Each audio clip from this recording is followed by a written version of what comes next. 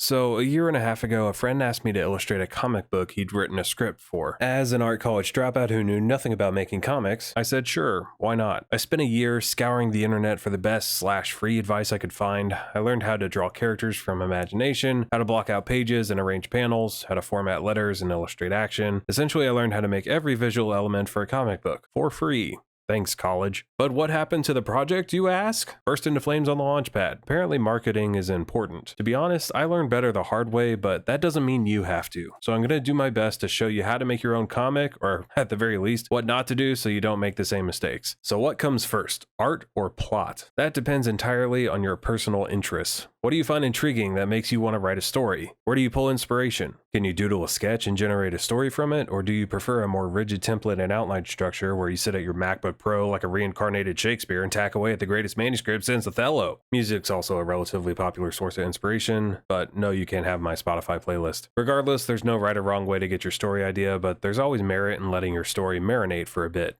Marinate.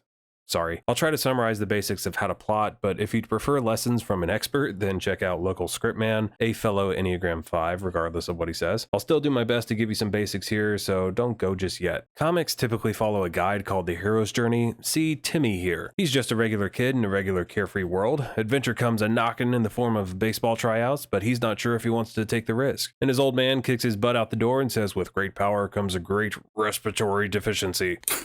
Timmy accepts the challenge, not knowing whether he's destined for greatness or failure. He's confronted by a has-been high school athlete turned overweight PE coach, but Timmy can't back down, otherwise this story would be super sad and boring. Timmy's a hero, for goodness sake, and asthma is fake news. He's sent by overweight coach man to pinch hit in the bottom of the 7th. Little league games only go to 7 innings. There's 2 outs and the T-ball is way up at his eye line, but he winds up and drives the ball into the outfield. His lungs despise him, but he rounds the bases as the uncoordinated 6-year-old left fielder somehow manages to throw the ball further behind himself, giving Timmy just enough time. The home plate is in sight as he rounds third, and as the throw makes it home while PE coach watches in sheer disbelief, Timmy lunges across the plate and wins the game. Unable to deny the heroism, the coach has to award Timmy the game ball. I've seen my fair share of movies, binged some TV shows, and read some choice comic books. So in my highly unprofessional opinion, if you have a good story with relatable characters, then you can make a compelling comic with stick figures. Your art is the cherry on the whipped cream. And some folks might think cherries are superfluous, but the cherry's the first impression. It's the picturesque pop of color that sells its alluring dessert status as a shake. Without the cherry, it could be a hot chocolate, could be a cup of coffee for a psychopath. But whipped cream with the cherry defines your story as the delicacy you've created. So how much work you put into that cherry is entirely up to you. Gosh, I'm hungry. When you're making a story, find a plot, branch out the perspectives from said plot, take those perspectives and turn them into characters, assign backstories and personality traits to the characters that will influence their decisions as the plot commences, ideally in some sort of conflict with each other, and oh sweet heavens, it's an outline. No sudden moves, you don't want to scare it. As stated before, your outline doesn't have to be the first part of the process, but is necessary before writing your script. The way I made the story I'm working on was a little different. I started with a character sketch, and that helped me develop ideas for the story I wanted to write. I also listened to some choice music to help set the mood for the setting. And I'm not even kidding, I was picturing portions of the story in vivid detail as the music was playing. Don't get too attached to some of those story elements though, because they still have to make narrative sense in relation to your plot, but it's a perfectly viable method for kickstarting those creative juices. I'm almost done, here's the last thing. Once you've written something, or maybe you've already written something, go find someone you know and show it to them. This will unlock the magical fairy dust I like to call constructive criticism. Especially if you've never written anything before, you gotta get some outside feedback so you're not solely focused on your own story through a subjective lens. You can show your story to more than one person and compare the feedback between everyone just to get a bigger sample size. But everyone's going to have their own opinions. If someone just says, I thought it was good, then they probably didn't and just want to be nice. The real indicator of whether they liked it is if they discuss the story with you, share their favorite moments, or ask questions about certain things. Depending on who you ask to proofread your story, maybe you should be the one asking questions to prompt a discussion. Okay, I lied. Here's the last thing. Speaking of lying, your story should contain a component of honesty.